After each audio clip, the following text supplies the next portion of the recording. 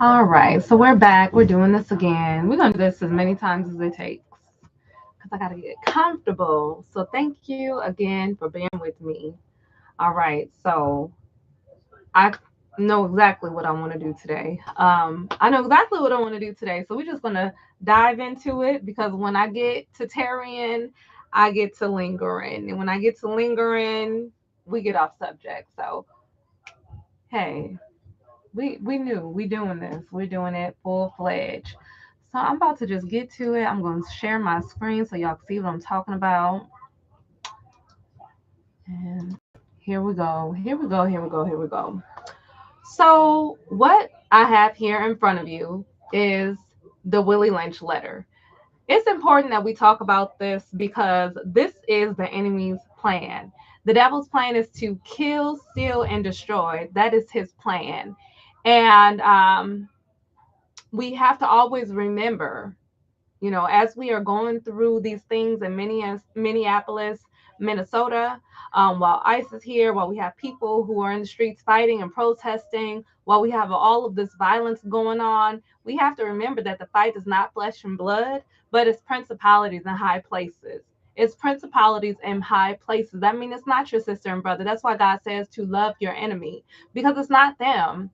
It's the wickedness in high places. It's these evil demonic spirits that, um, if we're not careful, we have openings that they can get into us and they could use us and drive us to do things that the enemy does, such as kill, steal, and destroy. That's why we're not supposed to let the sun go down on our anger because we create openings for the enemy to use us to sow seeds of destruction into our brethren's lives. So I want to go ahead and I'm not going to read all of it, but I'm going to read some of this Willie Lynch letter. 7-page document. It's a manual on how to keep slaves, people oppressed, how to divide, and what the plan was. And we have to also understand that this is still the plan today. So I'm going to go on ahead.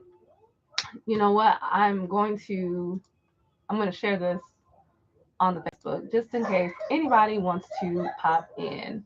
And last time I got threw off because I was looking at the views and people came in and listen, y'all. I only got 74 subscribers. Y'all know people that ain't never had nothing don't know how to act. Okay. So I can't look at the views. I get so excited. I get so excited when somebody come up in here because it's like, okay, we can talk now.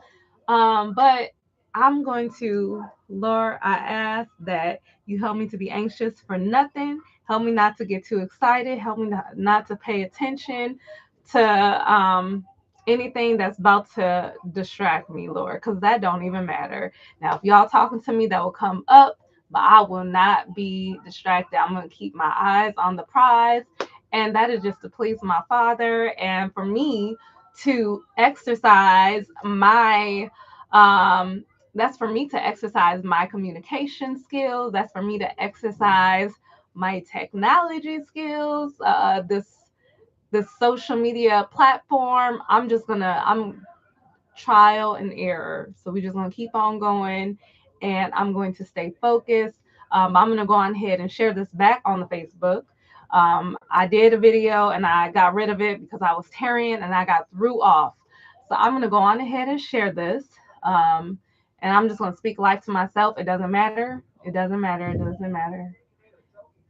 There ain't nobody in here, and that's okay. We're gonna come back to this later because this is important. Okay, it's important. I'm not gonna get too far off subject, but I'm gonna share this and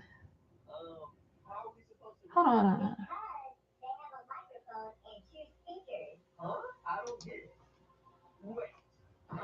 Oh, easy peasy. Easy peasy. Okay.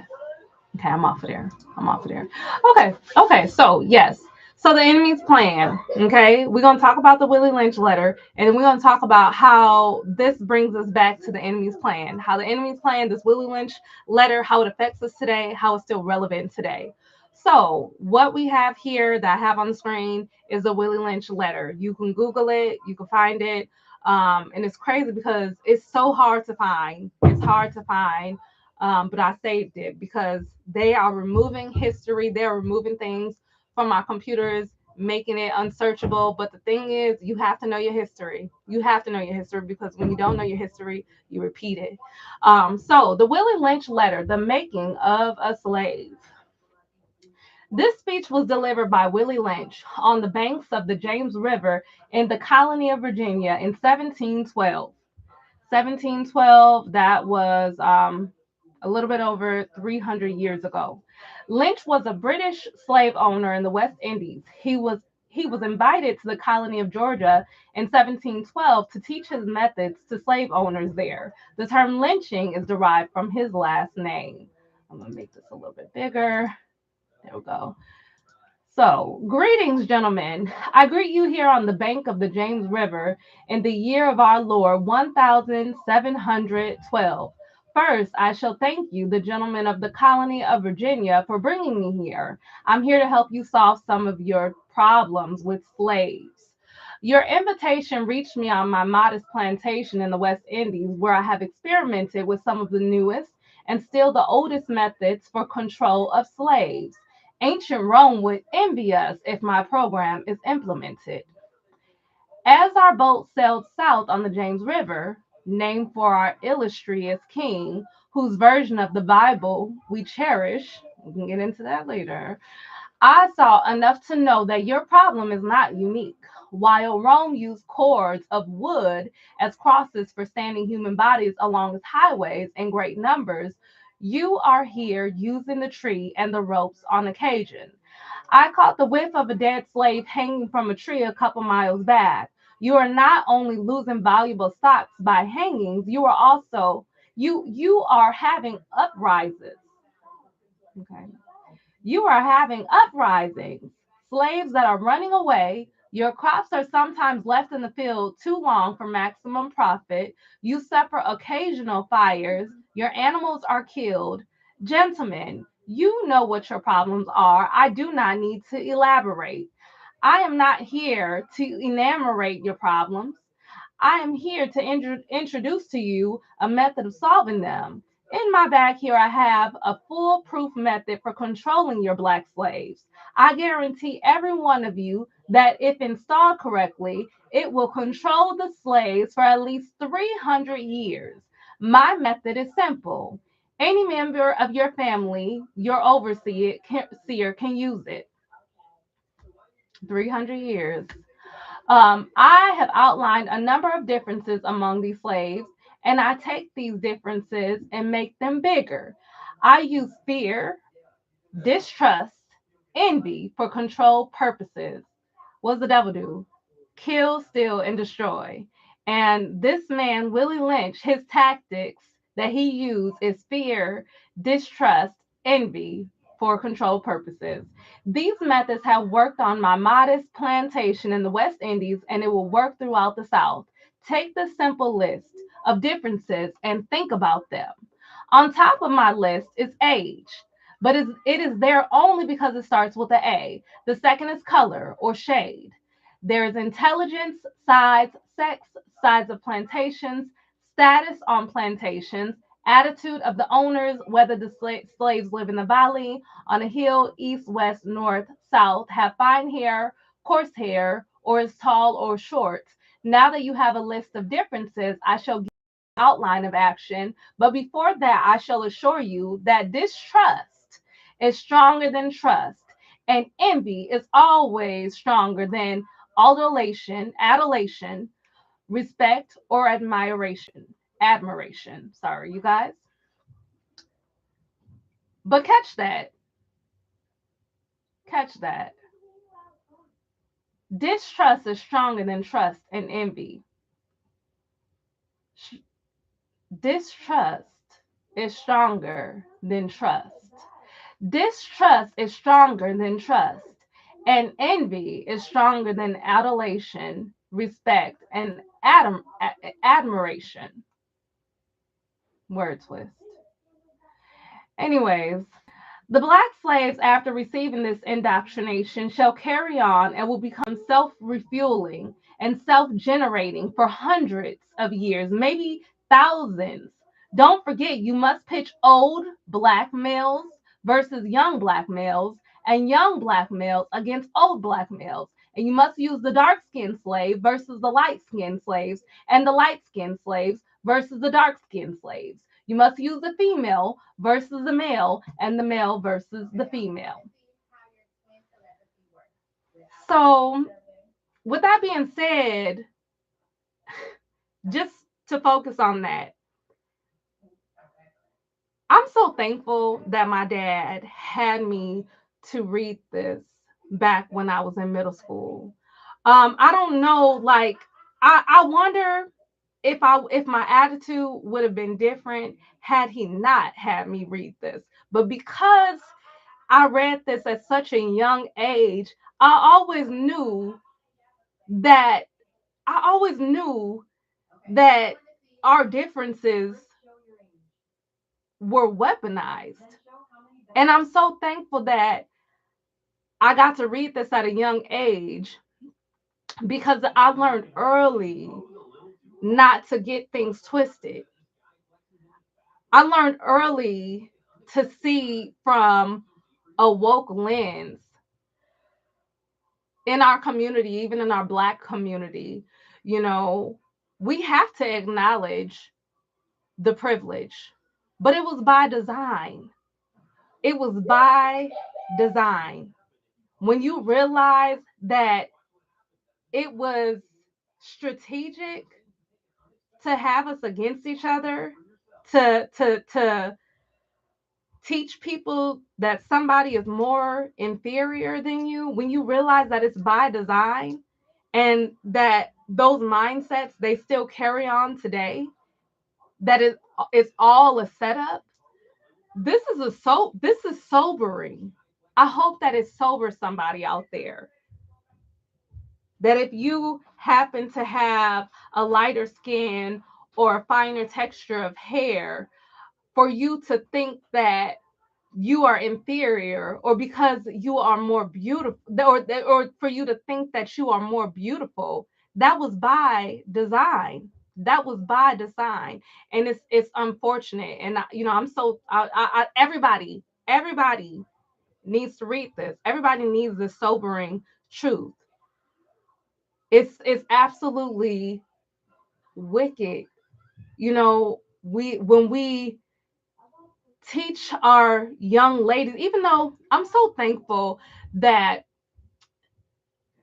the people that we have on our TVs, they look different these days. We are starting to see a more variety of different people. We're not seeing the same features, the same skin colors, the same hair types on the TVs anymore. We're not seeing that. And that's important. I never understood how important it is until you have your own children. When you have your own children, you realize how vain the world can be, you know, and just trying to teach little girls to love themselves in such a harsh world where not everybody gets to see themselves when they look at TV. When people are being told what's beautiful, when in reality, everybody is beautiful. I'll give my personal experience maybe on some other time, but there are certain things when it comes to looks that I have been sensitive about, because me personally, I think that everybody is beautiful. I always have. I think that everybody is beautiful. Um, I think that that's a good video for a different day, but just to touch on it now, as a lighter skinned woman, I understand that we have to I have to be careful the way that I approach it, because it's a sensitive topic because the topic have been it. First of all, it's a non-topic that literally was just placed here to divide us. So that's the reason why we have to be sensitive about it, because everyone is beautiful. However you look, however you were born, God made you beautiful. He made you beautiful. You were wonderfully, beautifully, fearfully made. God made no mistakes when He made you. He made your hair perfect. He made your skin perfect. He made your nose perfect. He made your lips perfect. He made absolutely no mistake. He made your body perfect. He made no mistake when He made you. When He made you tall, He didn't make you too tall. When He made you short, He didn't make you too short. He made you absolutely perfect, just the way that you are. So I'm gonna just leave that right there, because this right here, it didn't even matter until somebody put a label on it and used it to divide people and made some people feel inferior to others. Beauty is vain. Beauty is vain, and it means nothing. It means absolutely nothing. But anyways, moving on. You must also have your white servants and overseers who distrust all blacks.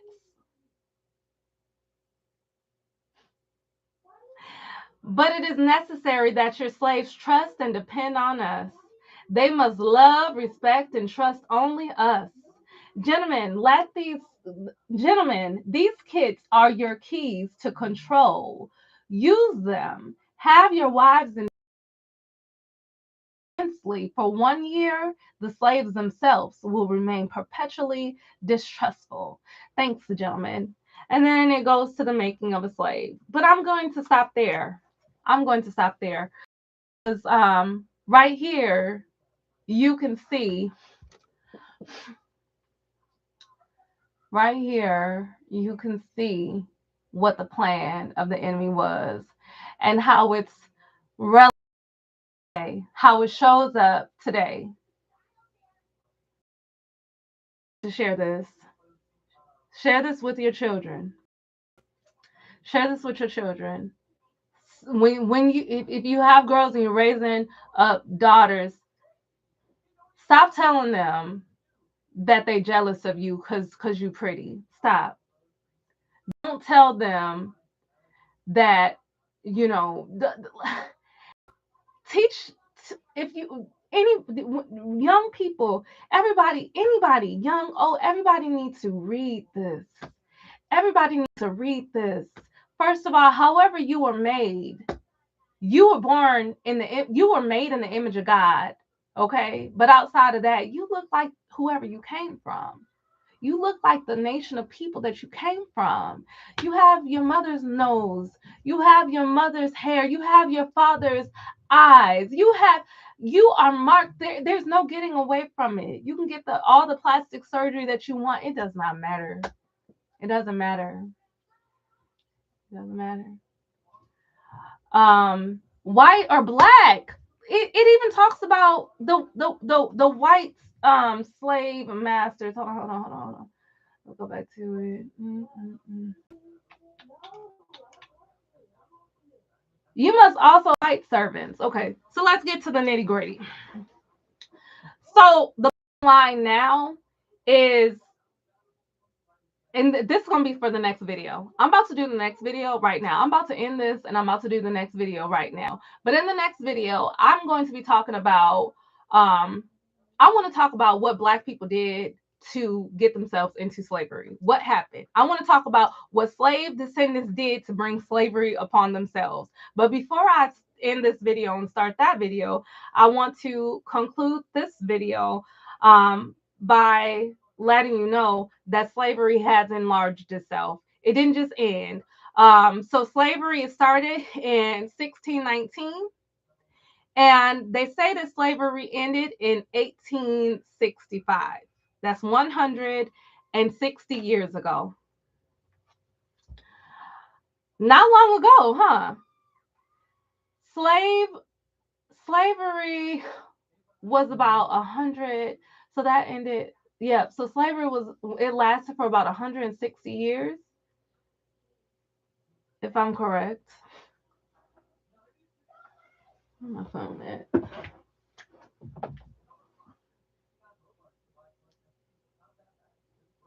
Yeah, sum this up.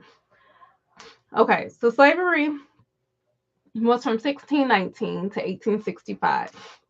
So 1865 minus 1619. Oh, sorry. 1865 minus 1619. Okay, so slavery lasted for 246 years. Sorry. Slavery lasted for 246 years. And then it ended in 1865. That's 160 years ago. So slavery is really not that old. And when you have a society of people, when you have a group of people that built this nation, you still need people to maintain it. In fact, there's more work to do. There's a lot of maintenance to do. But what I know is that slavery has enlarged itself. And like this letter explains, it's not just black slaves. Everybody is a slave. If you are paying, if you have debt, you're paying for mortgage, you're paying for food, you're paying for all of these supplies, you're paying for all of these things that was given to us absolutely free upon creation. When God created us, He gave us dominion of everything.